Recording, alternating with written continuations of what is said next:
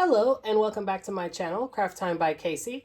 I am Casey, and today this is the matching necklace and earring set that I will be making. Most of the components came from the bargain bead box for the month of February 2024. And if you are interested in the bargain bead box, I will have all the information in the description box below, including my code. That code is Casey2. That's KASI2. And that code will get you $2 off your first month's subscription or $2 off your first order from their website. So if you would like to see how this necklace and earring set came about, then stay tuned.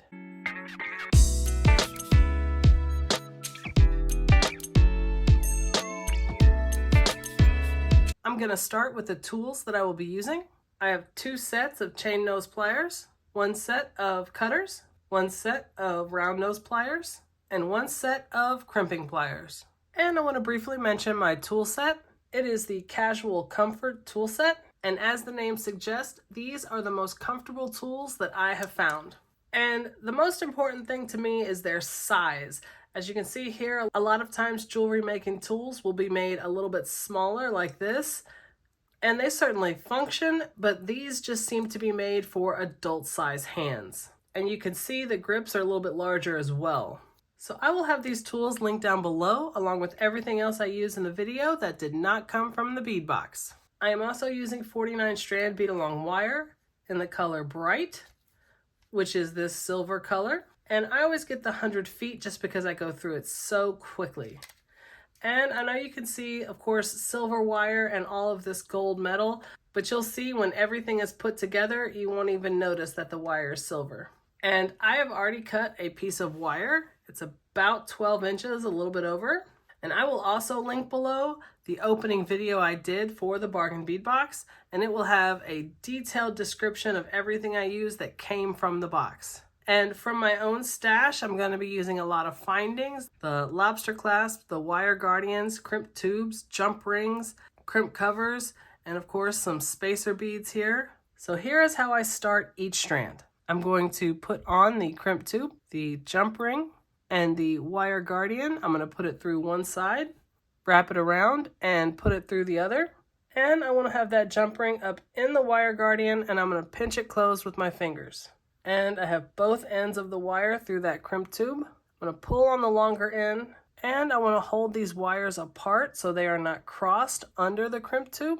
And I'm going to take the crimping pliers, go into the second divot, give it a good smash, get that taco shape, turn it on its side, go into the first divot, give it another smash, and then I'm going to take that flat part at the end and go in for the final smash, and that gets it nice and snug. And I'm going to hold the wire guardian just like this, take that crimp cover, put it right on top of that smash crimp tube. Then I'm going to flip it up, go in with my chain nose pliers, give it a gentle smash, and then I want to go front to back on that crimp cover, gentle on those edges so it gives it the round shape. And there you have it. That's how I start each strand. So now it's simply the order of the beads. So here is the first section of beads. I have 3 of these rondelles with a bead cap on either side and a 3mm spacer bead. I'll push them down. And you want to make sure that tail goes inside the beads. There you go. And I really like how that crimp cover starts to look like that first bead. It's very cool. And I'm going to do this section one more time. And there you have it. Next section is pretty simple with these 8mm beads. I like how they look almost clouded. These are so pretty. Bead cap on either side, and of course a 3mm spacer. Just like that, and do this 2 more times. All right, and there you go. This is one side of the longer strand, and now we're going to do the center component. So I'm going to start by putting on one of the rondelles and 2 spacer beads. And the reason I do that is because I want this bail here in the center, and when I put this on, I want the bail to rest on that rondelle, just like that. And these spacer beads are going to be filling the space on the inside, And also, you know, if anybody cares to look really close, then it'll have that kind of gold look on the inside. But when I have bales like this with wide openings, I like to have something smaller on the inside so they're not just kind of moving around a whole lot. So I have it like this, and then I'm going to put on another rondelle so that it rests on either side with those two spacers on the inside. And now I'm going to make this side right here over here. All right, there we have it. There is the full strand, and I just think it's beautiful. I absolutely love it, and we're gonna close it off. I'm going to put on a crimp tube, a jump ring, and a wire guardian. I'm gonna put it through one side, wrap it around, and put it through the other. And with that jump ring up inside the wire guardian, I'm gonna pinch it closed with my fingers. Then I have that crimp tube over both ends of the wire and pull it down. And now I want that tail to go through the first couple of beads. Just like that. And then pull it through. And you want to pull it pretty snug. You don't want any gaps in between the beads, but you also want to be careful. You want to make sure it's flexible and you don't have it too snug. So there has to be that balance. And I'm going to take my crimping pliers and go into that second divot. Give it a good smash, get the taco shape, turn it on its side, go into the first divot, give it another smash, and then I'm going to take that flat part at the end and give it the final smash.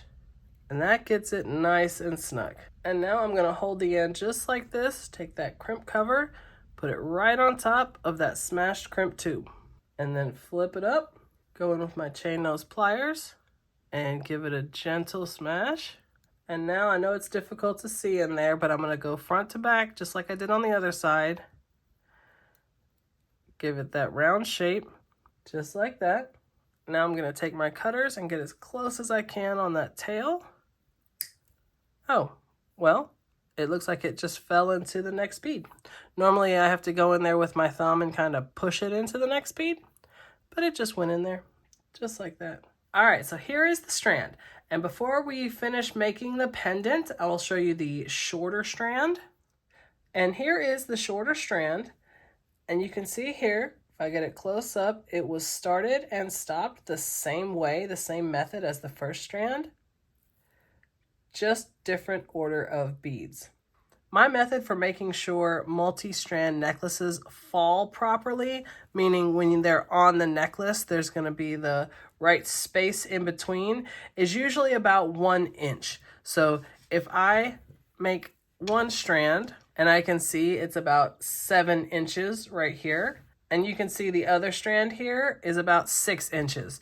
Usually if the strands are different by 1 inch, then they will fall properly on a necklace. So again, here is the shorter strand. All right, so for now I'm gonna set these aside and we're gonna make the pendant.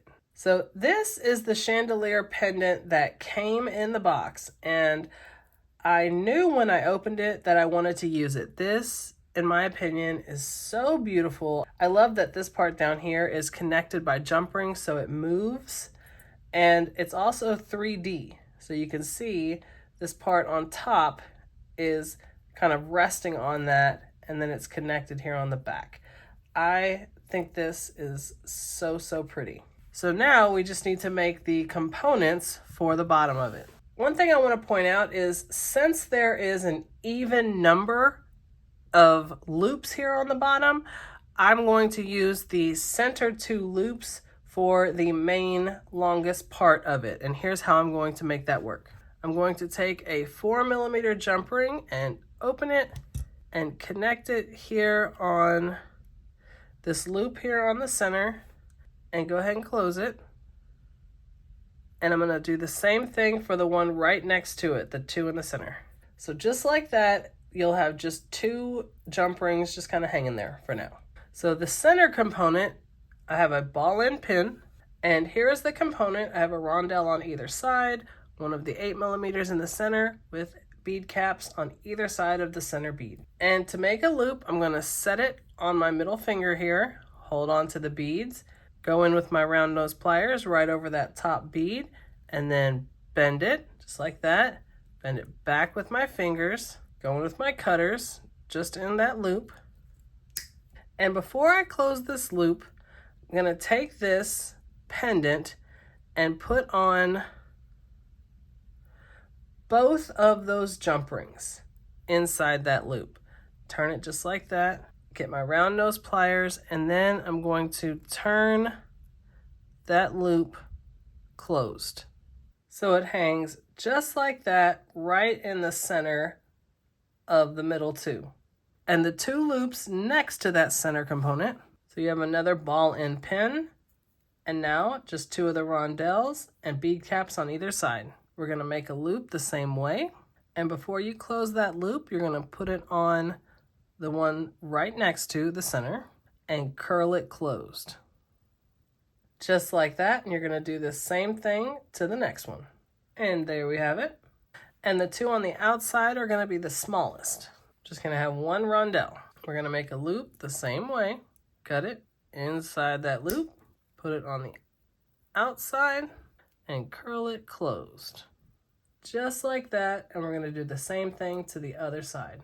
And here is that center pendant. So I'm gonna pull out that longer strand that had the bail on it, and we're going to connect it. I get a 4mm jump ring, open it, connect it to the bail in the center, and connect it to that pendant loop. Then close that jump ring. So there it is. Oh, that's so pretty. I love it. I absolutely love that pendant. So I'll pull the smaller strand back out, and now we're gonna connect everything to the chain. So the first thing I'm gonna do to put it all together is to take off these 4mm jump rings on the ends of the strands. And now to connect it, I'm gonna take another jump ring, open it, and I'm gonna connect it to one side, both strands, the guardian wire, and I'm gonna switch hands. And before I close that jump ring, I'm gonna add one length of the chain, connect it to the last link, just like that, and close it. And before you connect the other side, I like to kind of hold it up and make sure nothing is twisted before I connect the other two. And then I just connect the other side the same way with the length of chain. Now I'm gonna take another 4mm jump ring, open it. On one side of the chain, I'm gonna go to the last link, just like that, and connect the lobster clasp and close it. And on the other side, I'm just gonna add the larger jump ring. All right, so here we have the ends, and I'm gonna go ahead and connect it. So there's the clasp on the back, and here is the final piece. So I'm gonna set this aside while we make the matching earrings. And here is the earring that we will be making. I have already made one of them, and we will be making the other one together. And I'm highlighting the other chandeliers that came in the box. These are so, so pretty. So we'll make the three components. The first component is the center component, and it's the same one on the center of the necklace pendant. And I will be using a ball end pin. And I'm gonna go just above the top bead, bend it back with my fingers, going with my cutters. And before I close that, I'm gonna put it on the center loop of the chandelier, and then go back in and curl that loop closed.